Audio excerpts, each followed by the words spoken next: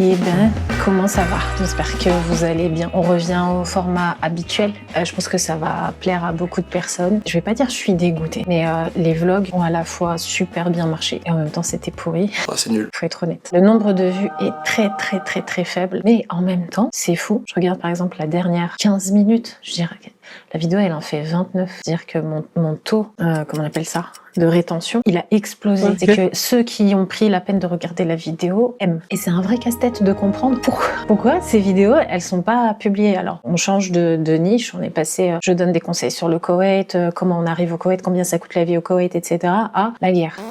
Mais bon, j'avais promis dans une des vidéos que j'allais répondre aux questions qui sont restées sans réponse dans les commentaires sur YouTube ou Instagram. Bah du coup, c'est ce qu'on va faire. Ah oui, j'ai bien aimé. Alors, comment il s'appelle? Jean. Alors, Jean Méani, qu'est-ce que tu nous as partagé? Tu nous as partagé une vidéo. Sous la vidéo, justement, FAQ. Esclavage au Koweït, salaire et vie au Koweït. Elle date d'il y a 7 ans. C'est comme ça, on nous appelle. Quand tu veux parler, on dit qu'on t'a acheté.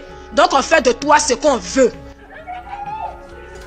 Mi-septembre, une dizaine de femmes de ménage camerounaises ont publié plusieurs vidéos pour dénoncer leurs conditions de vie et de travail au Koweït. La maison où on nous envoie pour partir travailler, on nous frappe, on ne nous donne pas à manger. Il faut pas croire, mais ça existe. Hein. C'est pas moi qui vais vous dire ça n'existe pas. Ça existait encore plus avant. Je vois dans les commentaires, là, il y a beaucoup de gens qui disent « Ouais, tout ça, c'est les Koweïtiens, machin. » Quand vous cherchez les ratios de qui abuse de qui au Koweït, c'est souvent des étrangers eux-mêmes qui abusent des autres étrangers. Le racisme, il est partout. Hein. Les autorités camerounaises ont mené des missions au Moyen-Orient pour débattre des mauvais traitements infligés aux migrants. C'est des actions qui sont tellement inutiles. Je suis désolée de dire ça, mais ça n'a aucun sens de dire on va envoyer une délégation pour débattre. Il n'y a pas de débat à avoir face à ça. Pouvoir défendre ses droits, c'est une chose, mais elles ne les connaissent pas. Pourquoi? Parce que quand elles arrivent, elles n'ont pas ce que nous, quand on est français, on arrive ici. Quelqu'un pour nous renseigner, une ambassade qui est puissante, une influence, etc. Elles arrivent et donc on se dit, ouais, elle est noire, c'est bon, elle va tout accepter. On dit les choses dans cette chaîne. Faut être pragmatique. Il y a des choses qu'on peut reprocher aux personnes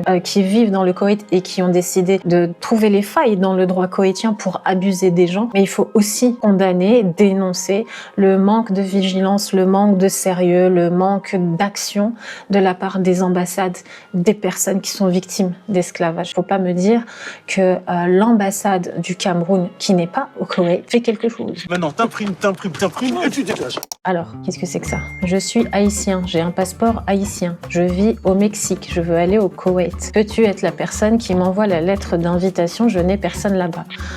Définitivement non. Une lettre d'invitation, c'est un visa, et un visa, il s'obtient à travers un emploi. Et cette vidéo, je vous la mets ici. Comment rechercher un poste au Koweït? Il n'y a pas de magie, c'est un peu comme partout dans le monde. Et une fois que tu obtiens une promesse d'embauche, t'as pas besoin de leur demander ce qu'ils peuvent t'envoyer une lettre d'invitation. C'est automatique, ils vont faire. Il y a des nationalités qui sont interdites, et je pense que Haïti en fait partie. Comment faire des achats de vêtements depuis le Koweït? Tu me poses la question à moi. Je suis celle qui sait pas s'habiller. Thérèse Bill, excuse-moi. Je ne sais pas. J'imagine que c'est par rapport aux achats de vêtements en ligne. Tout dépend de ton budget, de tes envies, de tes goûts, de ton éthique, parce qu'il y a des marques que beaucoup vont acheter que personnellement je n'achète pas. Je sais qu'il y a Namchi qui est à Dubaï qui livre assez rapidement au Koweït. Enfin, avant le 28 février, c'était assez rapide. Maintenant, ça met quelques jours, voire quelques semaines. Moi, j'ai toujours les mêmes habitudes. J'achète par exemple jamais mes chaussures en boutique depuis des années. Je les achète chez voilà, Level Shoes. Ils font des partenariats, eux, ou pas là. Vous imaginez pas le nombre de personnes qui ont testé Barton, croissant au beurre et les pains au chocolat de Barton. Sponsorisez-moi, s'il vous plaît, partenaire. Je vous aime. Ils sont pas foutus de me contacter juste pour dire Choukran too much là. Ah oui, toi je t'ai vu plusieurs fois poser la question, j'ai pas répondu. Je suis ingénieur agronome. Est-ce que vous pouvez faire une vidéo sur comment faire pour accéder aux entreprises agricoles koweïtiennes? Je pense qu'il y a un marché qui va se développer dans les prochains mois et même dans les 2-3 prochaines années au Koweït, parce que c'est un challenge de faire pousser ces tomates dans le désert, mais les gens ne le savent pas, ça pousse. Il y a des fermes au Koweït, il y a des agriculteurs au Koweït, il y a des fermes koweïtiennes qui sont connues. La principale, je crois que c'est Yasmine Farm. Il y en a plusieurs autres que je vous ai présentées dans d'autres vidéos. Comment faire pour postuler chez eux? J'ai envie de dire d'envoyer ton CV. Je te souhaite bon courage, mais sache que contrairement à ce que beaucoup vont te dire, dans quelques années, les profils comme le tien vont être recherchés et appréciés et dans le pays et dans la région. Est-ce que c'est possible de trouver un travail dans le secteur pétrolier au Koweït sans parler arabe?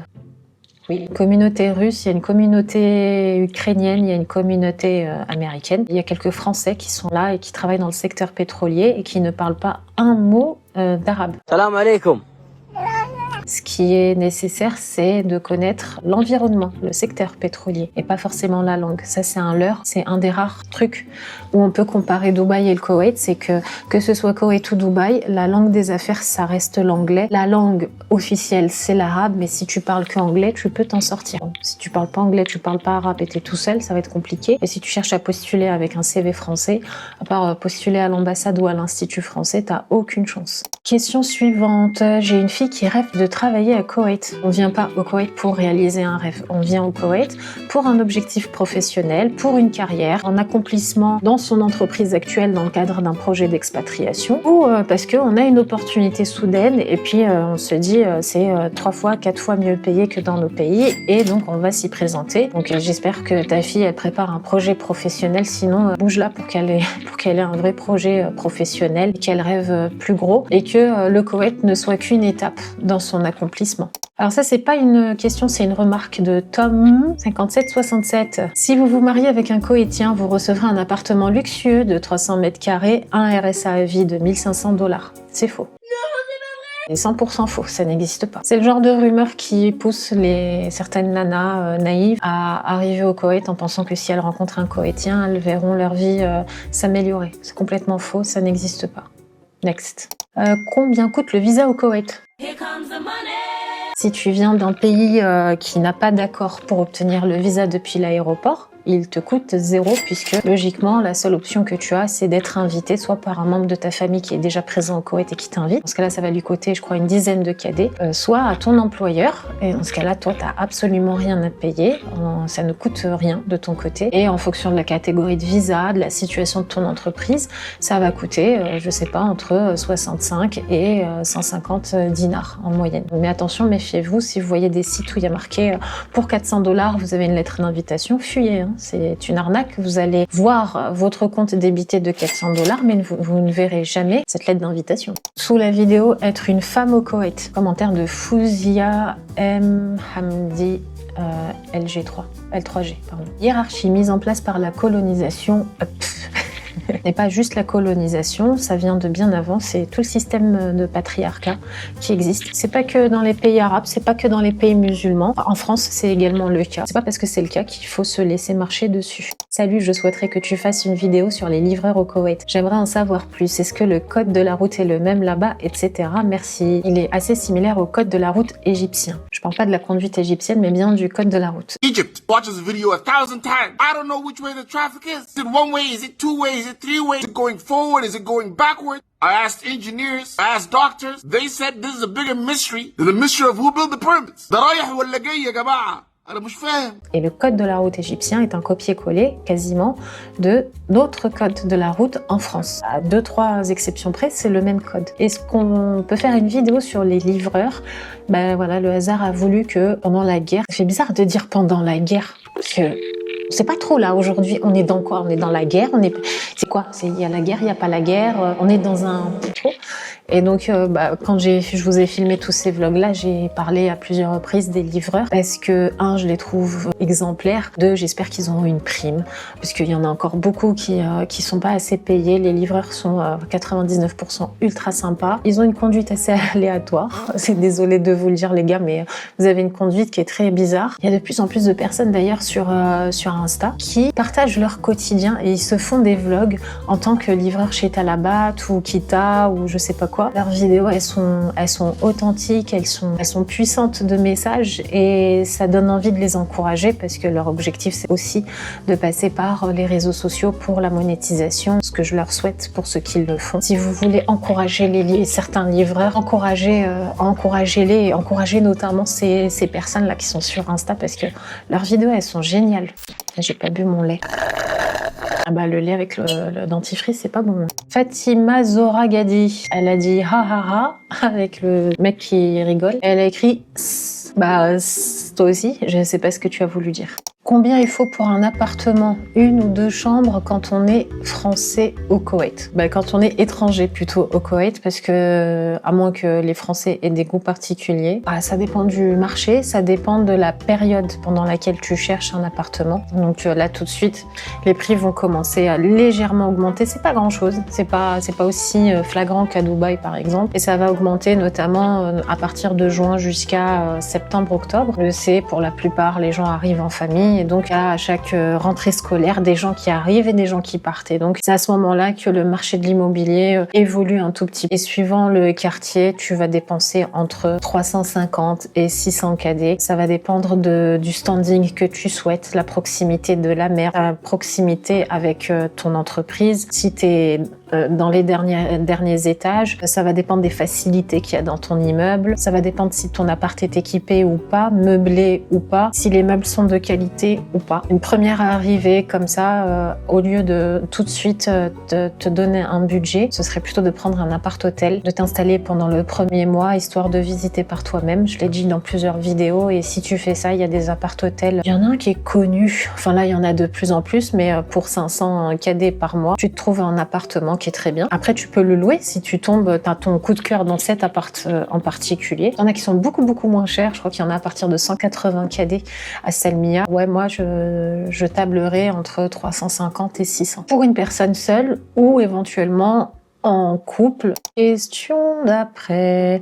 Est-ce que l'eau du robinet est potable? Ça, c'est une question qui est revenue à plusieurs reprises sur Instagram quand je parlais de la guerre. Je vais en surprendre beaucoup qui sont au Koweït en disant ça. Au Koweït, l'eau est potable. C'est quelque chose que les gens n'arrivent pas à se mettre en tête parce que c'est pas l'eau qui n'est pas potable. C'est l'entretien de certaines canalisations qui fait que on a peur de boire cette eau parce que la canalisation est sale ou parce qu'on n'a pas vu d'entretien depuis un certain nombre de temps. Il y a des quartiers, il faut pas s'y risquer, mais il y a des immeubles et de plus en plus d'immeubles et de quartiers où non seulement l'eau elle est potable dans la cuisine, là, j'ai oublié comment on dit ça, mais l'eau du robinet, c'est de l'eau Aquafina. Et je sais qu'à chaque fois que je dis ça, les gens me disent mais n'importe quoi. C'est exactement la même. C'est-à-dire que l'entreprise Aquafina vient avec sa bouteille vide, ouvre le même robinet qui vient alimenter votre cuisine, votre salle de bain, verse l'eau des municipalités dans cette bouteille, referme et vous la vend. Faut arrêter de croire que non, elle n'est pas potable avec le pétrole, tu comprends, il y a des gens qui tombent malades. Non, c'est pas vrai. Et des fois, la canalisation dans votre quartier est très bien. Ce qui pose problème, c'est l'entretien des tuyaux uniquement dans votre résidence. Moi, je sais qu'ici, quand j'ai plus d'eau, je bois l'eau du robinet, tout va bien. Donc l'eau est potable, mais ça veut pas dire que Leïla, elle te dit ne bois que l'eau du robinet chez toi. Au contraire, la plupart s'achètent des stocks de packs d'eau. Moi, j'en ai acheté plusieurs pendant la guerre. L'idée, c'était que s'il y avait un problème dans les usines de dessalement d'eau, là, pour le coup, ça devenait très dangereux. Et puis, en cas de coupure généralisée, il faut bien s'hydrater et pouvoir faire sa toilette. Donc, on avait acheté pas mal d'eau. S'il y en a une qui est ma privilégiée et que je recommande à chaque fois, c'est Maïsaha, qui se fait de plus en plus rare à cause de la fermeture du détroit d'Ormuz et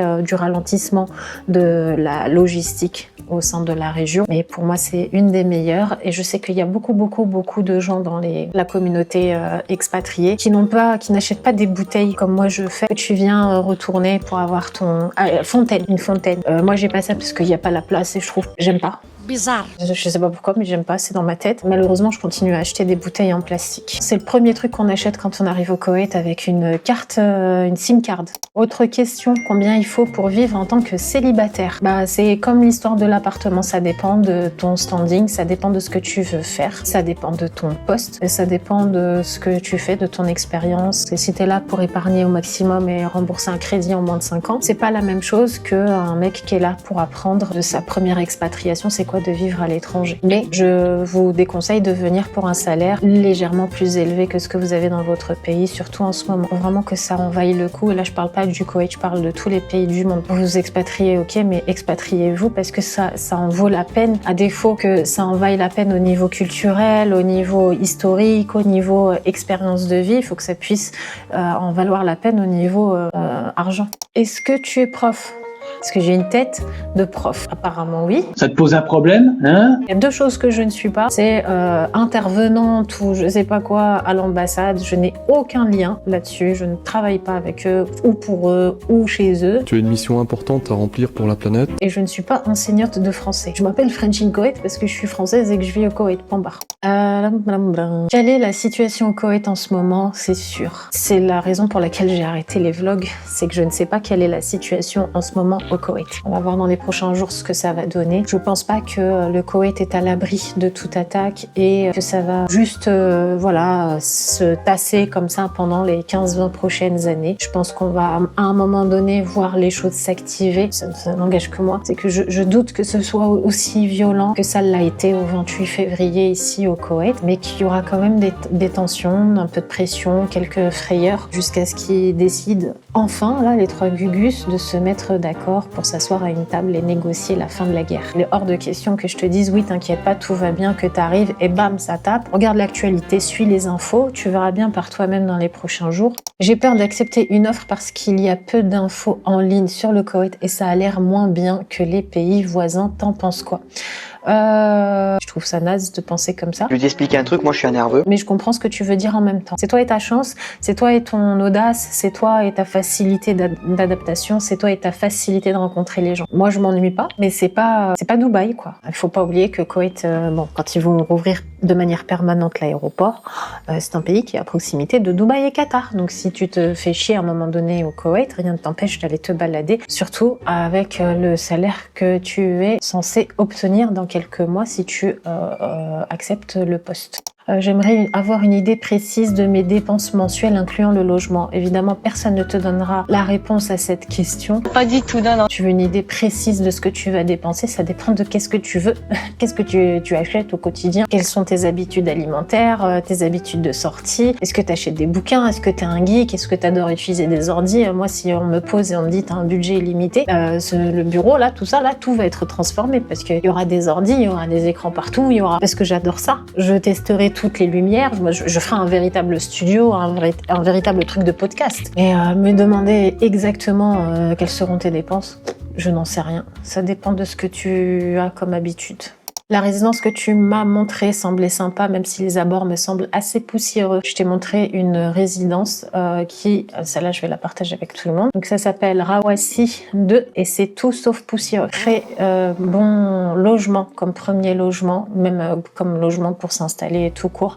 Les derniers étages sont magnifiques. Il n'y a rien de poussiéreux dans cette vidéo que je suis en train de regarder, que je vous partage. Tout ce que je vous conseille, c'est de ne pas contacter n'importe quel agent immobilier, ne pas se faire avoir. Là par contre, si tu fais le difficile, effectivement tu vas exploser ton budget et là je te souhaite bon courage. Mais encore une fois, sois réaliste, soyez tous réalistes et toi en particulier, et installe-toi, arrive le premier mois dans un appart-hôtel ou à l'hôtel si tu te sens pas à l'aise, demande à tes collègues parce que je connais les collègues que tu vas rencontrer dans quelques semaines et je sais que certains d'entre eux sont là pour soutenir les nouveaux. Et puis ils te louent une chambre d'hôtel, tu t'installes, tu prends un taxi et puis tu regardes, tu trouves un immeuble, tu vas voir le gardien, tu lui demandes s'il y a des appartes disponibles. Si pour toi ça c'est pas cool, je vois pas comment tu vas être satisfait de ta vie au Koweït, mon coco. Pour la voiture, elle est impérative dans ce pays où les transports en commun sont inexistants. C'est faux. Tu mens, tu mens! J'ai jamais dit que les transports en commun sont...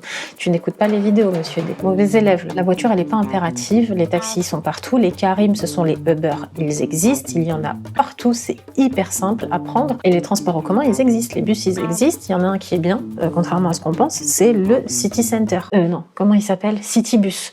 Citybus, c'est cet immeuble poussiéreux jusqu'à ton lieu de travail qu'on connaît toi et moi, c'est 800 fils. 800 fils, c'est moins de 3 € le trajet. Sinon, le taxi en général de cet immeuble que tu n'as pas apprécié à ton futur employeur si tu es sélectionné, je pense que c'est bien parti, c'est 2 dinars. Et il y a du covoiturage parce que normalement tes collègues de travail sont sympas. Enfin, certains sont sympas. Quel est le prix d'un véhicule d'occasion ou neuf revendable facilement chez eux? Je ne sais pas ce que tu cherches comme voiture. Et s'il y a bien une chose à ne pas faire quand on arrive en expatriation, recommandation, c'est d'acheter une voiture neuve parce qu'elle perd 25% de sa valeur à la sortie du garage. Donc, on achète tous, normalement, quand on est malin, une voiture d'occasion, souvent de première main. Après, ça dépend ce que tu veux. Il y a du 2000 dinars, il y a du 3000 dinars, il y a du 7000, il y a du 11 000. Tout dépend de la taille, la puissance du moteur, l'âge, le nombre de kilométrage, voilà. Donc, t'as un site que j'ai déjà donné dans les vidéos. Et donc, voilà, c'est pour ça que je dis, tu n'écoutes pas. Télécharge l'application. Normalement, tu peux. Si tu peux pas, tu vas sur leur site internet et tu sélectionnes en fonction de ton budget ou même sans budget. Comme ça te donne une idée.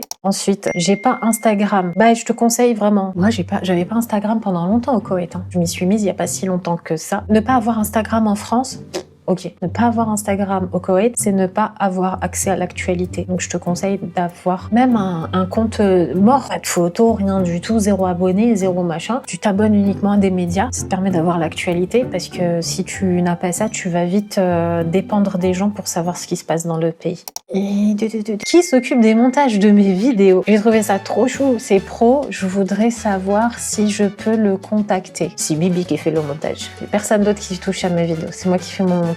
Après, il y a des questions, mais elles sont beaucoup trop globales et elles méritent une vidéo à part entière. J'espère que les réponses à ces questions, elles vous ont plu, elles vont vous aider si vous arrivez prochainement. Merci pour les questions que vous avez posées, vous avez joué le jeu surtout sur Insta. N'hésitez pas à me suivre là-dessus, c'est là que je partage de plus en plus de réels, que ce soit concernant l'actualité, le Koweït, les cas pratiques comme les extraits de ce genre de vidéos, et puis un petit peu de vlog, des quotidiens comme ça, par-ci par-là, histoire de vous faire mieux ressentir ce que c'est que la vie au Koweït. Et puis en attendant la prochaine vidéo, restez curieux, restez prudents et à très vite.